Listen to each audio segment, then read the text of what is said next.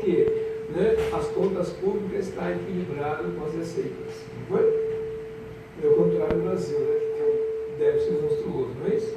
Imagina um país daquele tamanho, né, que é o caso da Alemanha, abrigar mais de 1 milhão de refugiados. Não é isso? Como é que foi possível isso? Onde está a mina de pote de ouro para poder... Né? Eles não ficaram em barraco, né? Eles foram alojados em uma casa, não é isso? Porque se não fosse uma casa adequada pelo inverno europeu, matava pelo ano de frio, não é isso? Não? Como é que conseguiram fazer isso? Já era esperada essa situação. Por quê?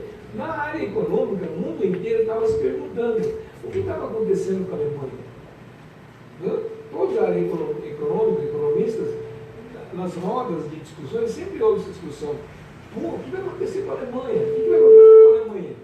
Por que houve isso? Porque no prazo de 10 anos, tá?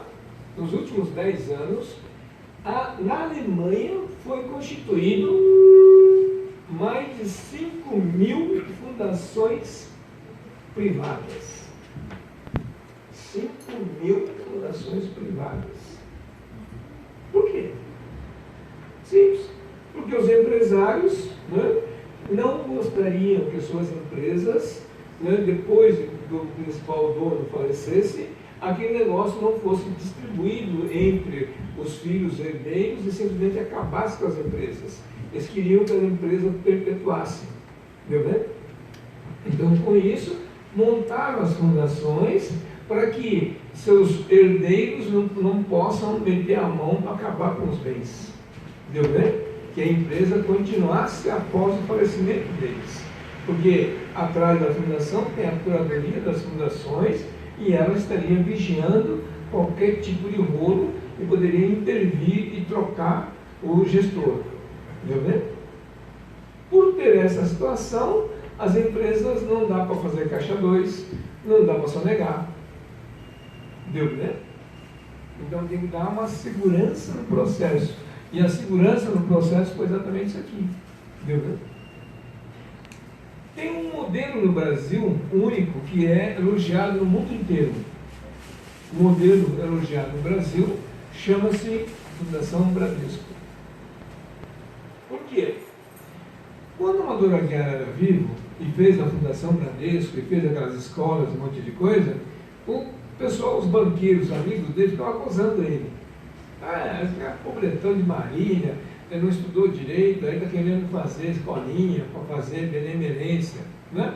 Os outros falavam assim, ele não quer pagar salário de educação e fica fazendo essas coisas. Né? Todo mundo gozava ele. E ele sempre falava, eles não sabem o que eu deixei escrito. Dito feito, faleceu, foram ao testamento dele, os bens particulares dele, né, na fazenda, casa na praia, um monte de coisa, foi dividido entre os herdeiros. Mas ele tinha 28% das ações do conglomerado chamado Bradesco, que é o nome da pessoa física dele. Esses patrimônios, essas cotas, foram para a Fundação Bradesco. Então, todo ano, quando dá o lucrozinho, né, dos bancos, né, 28% vai na mão da Fundação Bradesco. Entendeu? Nem por isso a Fundação Bradesco faz com que seus funcionários tenham carro importado, né, coisa parecida, aviãozinho, não tem nada disso, não é isso? Com esse dinheiro que ela pôde comprar agora, o banco chamado HSBC. Entendeu? E um banco que dificilmente pode falir, mas eu tenho a curadoria das fundações, um monte de coisa, que vai me proteger sobre as contas que eu tenho lá dentro. Entendeu? Então não é um banco que fecha de um dia para outro, como um monte de banco fechou. Entendeu? Então dá uma segurança de continuidade. Né? Essa é uma das apêndices da fundação para poder viabilizar isso. E na Alemanha, quando houve esse surto de 5.000 fundações em 10 anos, todos os economistas pensaram assim, o que vai acontecer com a Alemanha? Qual vai ser a surpresa da Alemanha? Entendeu? E a surpresa da Alemanha está sendo exatamente o que está demonstrando como é que ela é. Né? Tanto que ela emprestou dinheiro para a Grécia, que deu tombo, né? Emprestou dinheiro para a Alemanha, para o italiano, né? Um monte de gente dando tombo, um monte de coisa. Brasil, né? Não é isso? Não? E esse é o espírito do terceiro setor, preservar o negócio. Tá vendo? Aqui no Brasil tem uma outra fundação que fez uma coisa similar, que é o caso do Roberto Marinho. Né? A Fundação Roberto Marinho é desse jeito. Os bens, os patrimônios da Globo não está na Rede Globo, TV Globo ou Rádio Globo. Não, está na Fundação Roberto Marinho. Entendeu? Então amanhã pode fechar a empresa, um monte de coisa, a Globo, mas os bens ficam sobre a égide da Curadoria da Promotoria das Nações. Que vai continuar. Né?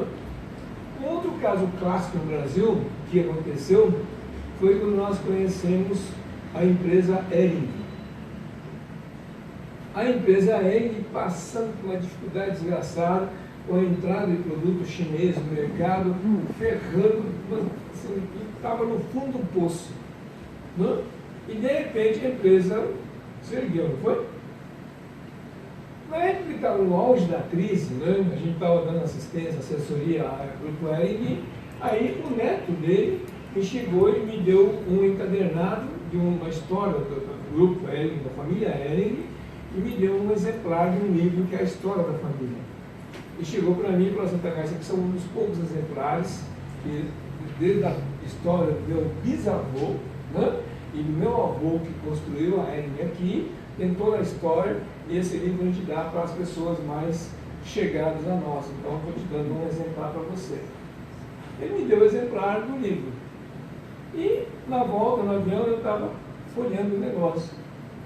E lá pelas tantas, eu deparei com um negócio chamado Fundação Hering.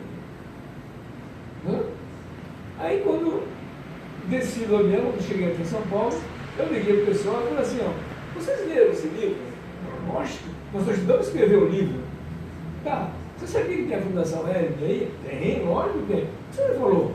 Essa porcaria está me enchendo o saco o negócio. Ainda tem umas 6 pessoas lá que tá lá naquela porcaria, que tem que dar aposentadoria para ele. Não sei nem para que serve essa porcaria. O cara puto. Eu falei: pelo amor de Deus, quantas pessoas são 6? Põe eles numa redoma com ar-condicionado, filé mignon e trata bem esses caras, que a tua solução está lá. Ele falou: como? Para ele é um estorvo. Tá, um pequeno detalhe. O velho Hering, tá? Ele tinha montado a Fundação Hering, esse não alemão, né? Não é isso? 1935. E ele tinha feito um programa para dar casa para os trabalhadores, dar aposentadoria para eles, porque não tinha na época aposentadoria no Brasil. Por quê? Só em 43 que houve a CLT, não é isso? E na época foi criado o INSS, que é IAPAS, que chamava antigamente, não é isso? O Instituto de Previdência, não é isso? Então, imagina que o cara estava antes fazendo isso. Olha só. Só que, o que acontece aqui? Aqui, na CLT, no INSS, a pessoa tem que pagar os encargos dos funcionários, 20%, não é isso? Que é descontado da folha de pagamento, e a empresa tem que pagar mais 28%. Tá? Hoje, uma empresa, o lucro real é dessa forma, não é isso? Ou a gente chama tabela cheia dos encargos, tá? Tá, e ainda tem outras contribuições, não sei o que chega a dar, algo em torno de 120% até 170% de encargo sobre a folha, não é isso? Para provisionamento de 13º, férias e tal, chega a desse valor, não é isso? Aí os caras falam: custo Brasil, é uma merda, né? Não é isso? Só que esse cara aqui, como tinha feito em 35, antes, por entanto, desse negócio aqui, a lei permitia que você pagasse apenas 6%, estava resolvido. Eu falo: o quê? Pô, você não leu todo o documento? No livro que você está lá a Constituição da Fundação Hering, que eu princípio, quais são os recursos, o que é para fazer, está lá, não é isso? Você está tentando manter esses caras, ver se estão no mesmo direito? Isso é, todos vocês, toda a sua empresa, desde essa época aqui, era para pagar só isso aqui de INSS e não isso aqui, ó.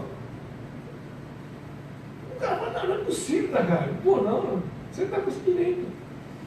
Bom, o homem fez consulta, foi procurado tal, e foi confirmado. Não, sim senhor, vocês são os primeiros. São duas instituições do Brasil só que têm esse direito.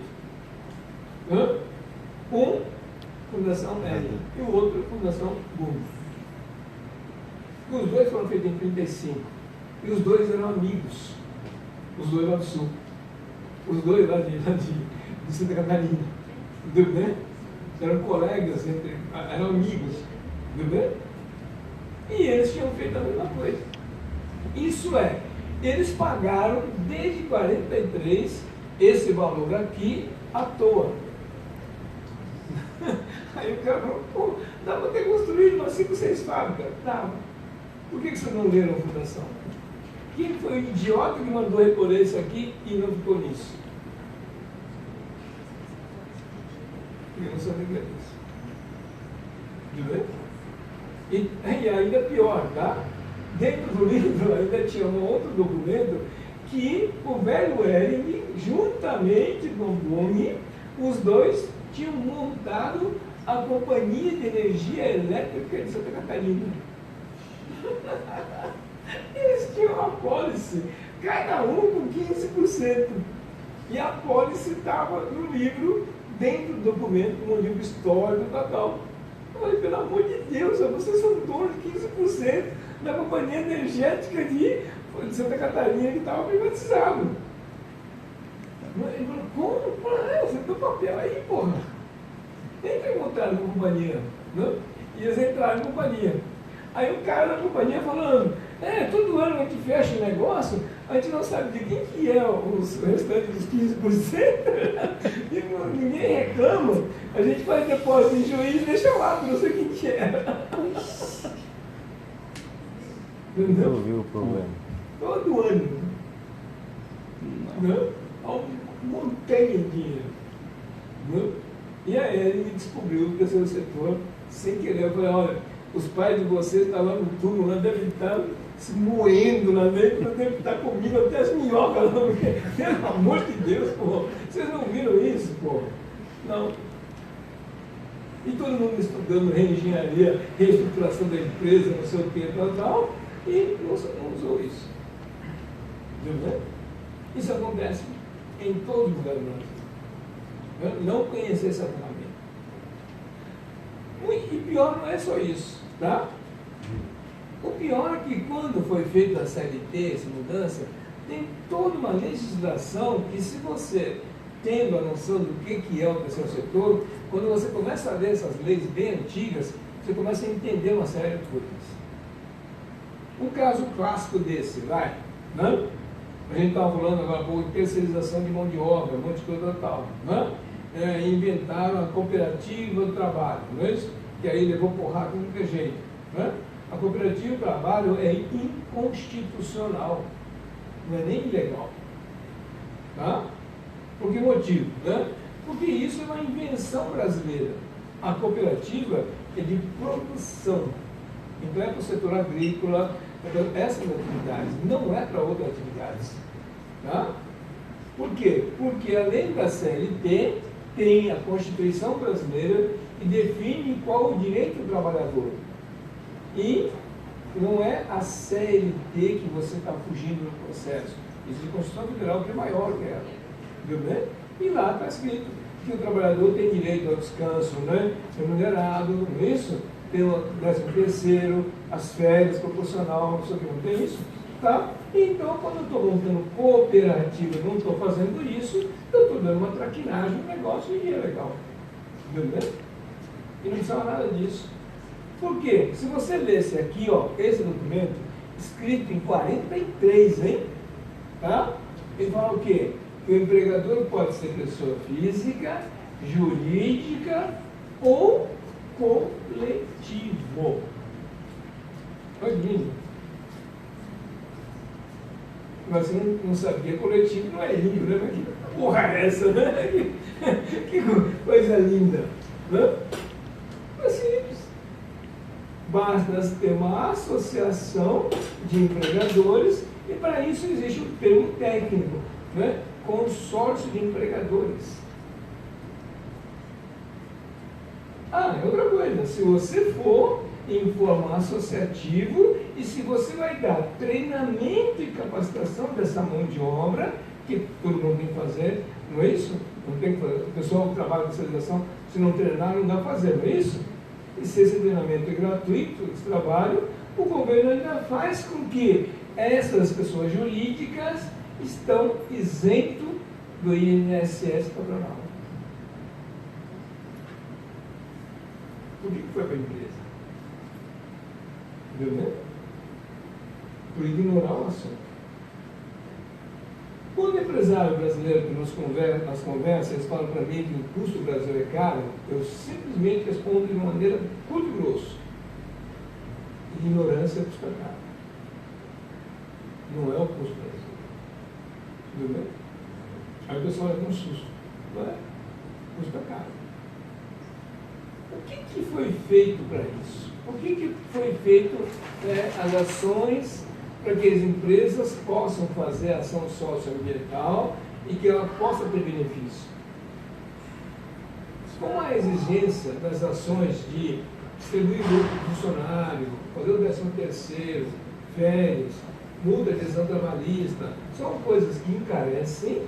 Então o governo criou no imposto de renda um artifício de que se essa gestão dessas atividades for feita por entidade do seu setor e que tenha seu registro reconhecido junto ao Ministério da Justiça, esse aporte desse dinheiro para a empresa de regime de lucro real é renúncia fiscal, dedutível do imposto a pagar.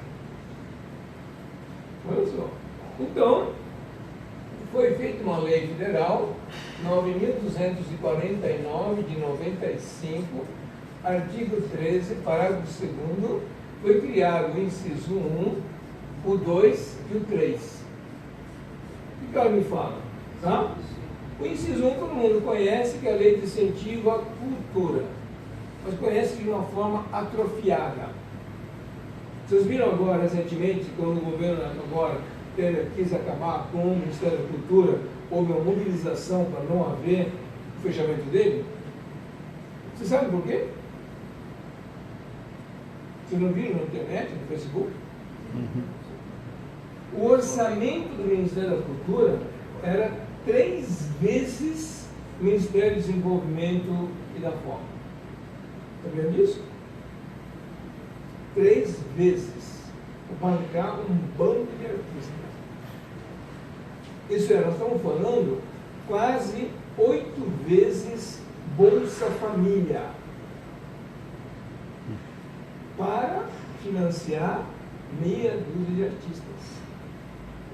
Então o governo voltou atrás, voltou o Ministério, mas só sem verba, né? Não corta. O que é isso? E muita gente que foi contra o negócio tal, entraram na onda da discussão da contra, que era a favor de que mantesse o Ministério, mas ninguém leu o orçamento do negócio. Pô, acorda, pessoal. Entendeu? Tanto que é que saiu no Facebook e o governo falou, vocês são a favor disso? E mostrou. Entendeu?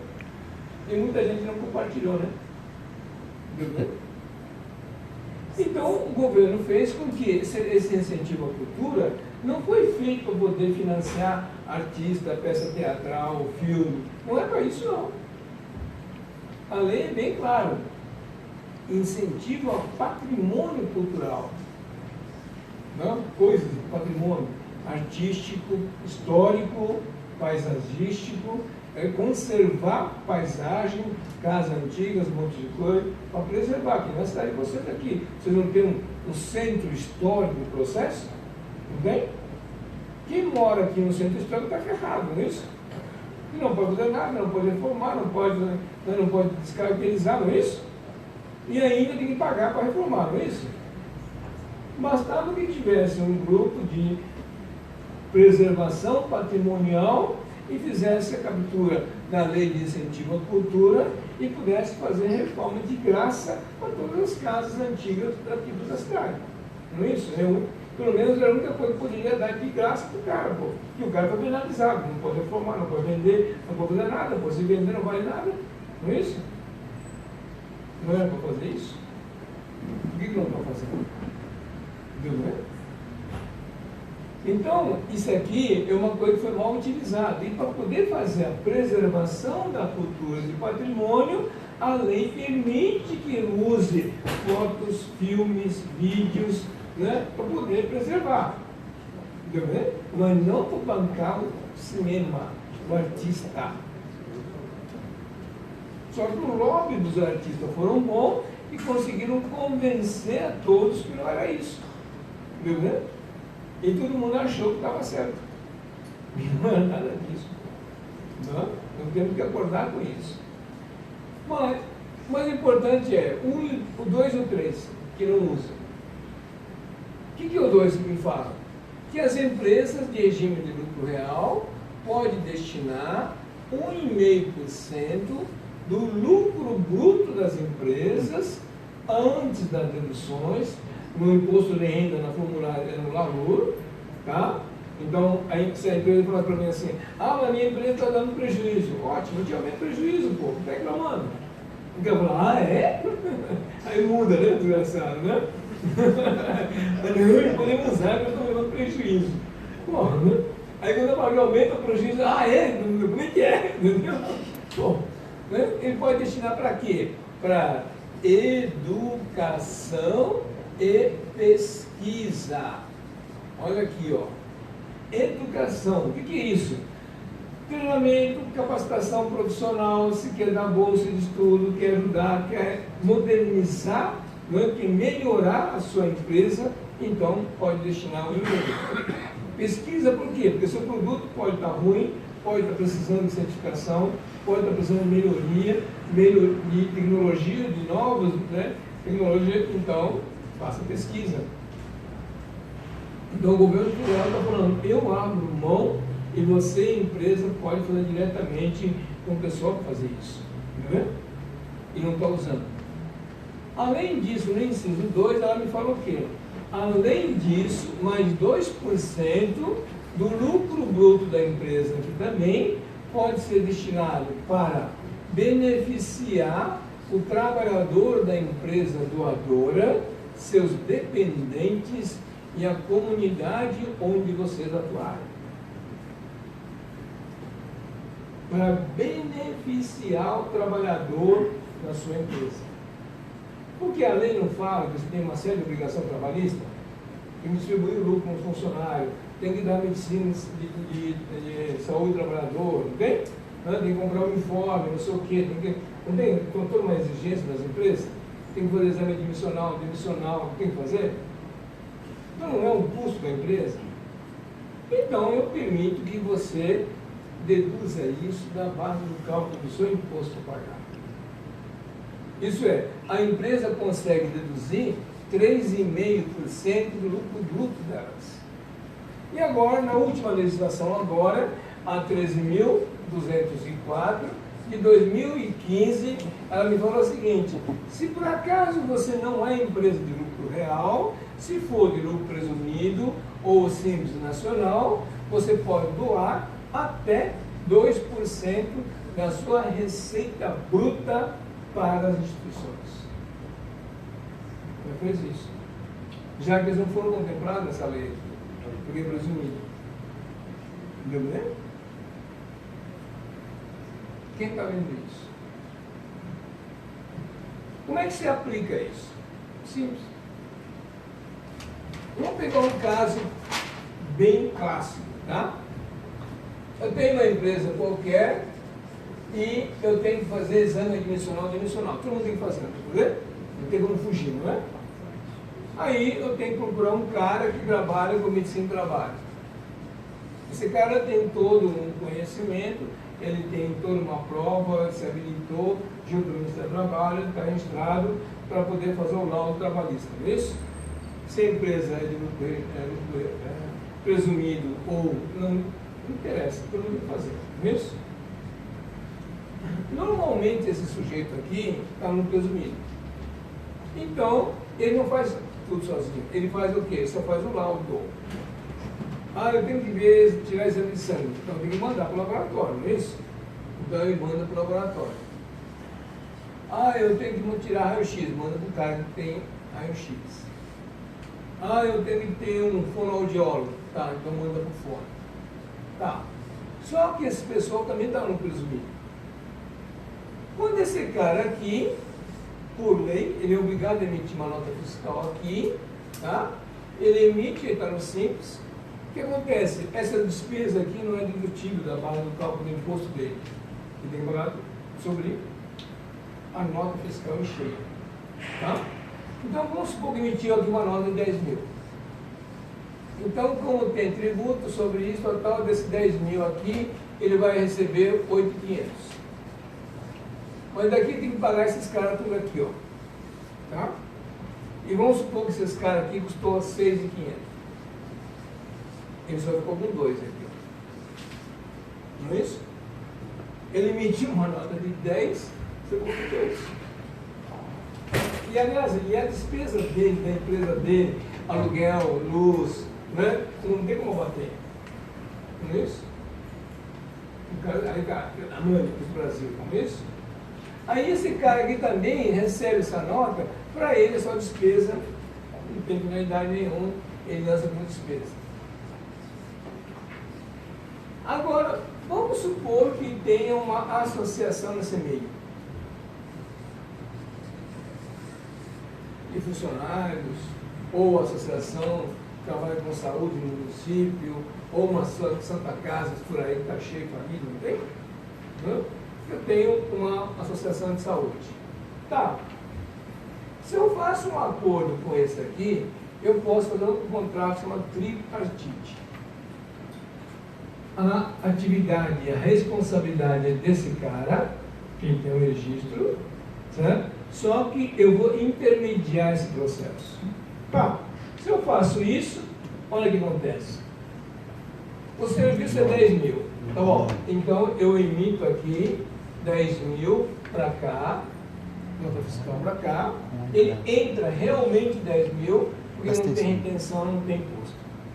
Bonitinho, foi? Tá. Eu posso pegar para esse cara e falar o seguinte: quais são as suas despesas? É esse valor aqui?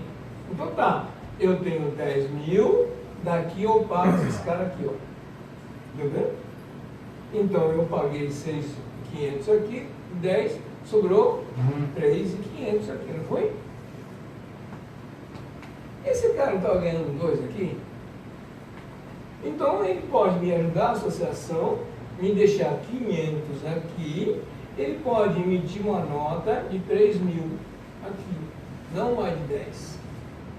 Tá? Aqui tem retenção, tem tributo sobre isso, provavelmente ele vai receber 2.800. Não ganhou mais? Não foi?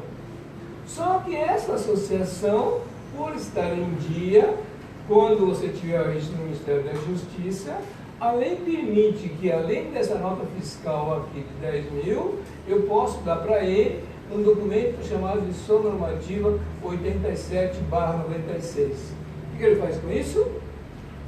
Ele vai abater da base de cálculo dos seus impostos. Isso é, do 10 mil que ele pagou, na hora de declarar o imposto de renda, ele recupera 34% disso. Isso é a mesma coisa que ele tivesse pago só 6.600. Porque o resto tirou do imposto a pagar. Então, a empresa ganhou, a associação ganhou, esse cara ganhou, e esse 6.500, que era a base de sonegação do município, aumentou a arrecadação do município. O ganho, ganho. Eu cometi algum crime de usar essa lei? Então, falando que 12% é para beneficiar o trabalhador da empresa doadora, pô. Não é isso? Então, além da medicina do trabalho aqui, eu posso, inclusive, fazer o quê? Né? ajudar e comprar um plano de saúde para a família dele, um monte de coisa. Não posso fazer? Posso fazer muito mais benefício. Já que eu estou de 10 mil, só paguei 6,600. Eu posso continuar pagando 10 e fazer com que 3.400 aqui, a soma desse negócio pode fazer um plano de saúde para os familiares dos meus funcionários. Olha só. Por que o irmão não faz isso? E vem uma outra situação pior ainda nas empresas de grande porte. É comum você chegar numa empresa de grande porte e quando a gente vai ver o balanço deles e tal, né, você vê as traquinagens, né? Não é bem traquinagem, né? Agora é um novo termo, né? Uma contabilidade criativa, sabe? Né? Linda, sabe? Que eles fazem o seguinte assim, ó. A empresa está aqui e ela fala que faz provisionamento do 13º, multa de rescisão trabalhista de férias, e ele fala que destinou um X dinheiro mensalmente aqui, porque a lei permite que eu faça isso para deduzir a base do cálculo do imposto, não é isso? Para pagar menos impostos, não é isso? Aí quando você vai ler a conciliação do saldo bancário, não acha o dinheiro, não bate o dinheiro some. Não? Aí você, nas grandes empresas, internacional, nossa, pega multinacional, aí eu brinco com os caras, vocês esqueceram de algum lançamento de aplicação financeira? Eu falo, não, está tudo aí. Eu falo, bom, então você está aqui, você vai checar aí. Porque você está falando que fez o provisionamento e não fez, né? Mentiu, né? Não é isso? Olha só o negócio. Se eu faço provisionamento, 8,33% é igual a 1/12 do salário, não é isso? Não é isso que eu estou falando? Só que é o seguinte, se eu tenho uma associação do funcionário aqui, em vez de fazer essa traquinagem aqui dentro aqui, eu posso realmente contribuir aqui com algo em torno de 7,4%, que no final dos 12 meses, aplicado isso na poupança, o dinheiro mais idiota, vai dar o 1/12. Então, eu dei menos, não ganhei aqui já? Não é isso? Eu tive um ganho, foi? Mas só fazer isso. Só que, se essa associação aqui estiver junto com o Ministério da Justiça, posso usar a instrução normativa, então eu recupero disso 1/3. 1/3. Isso é, em vez de estar contribuindo com 7,44, vou tirar uma parte dele aqui, se ele estivesse depositando 5,2 por aqui, daria 1/12.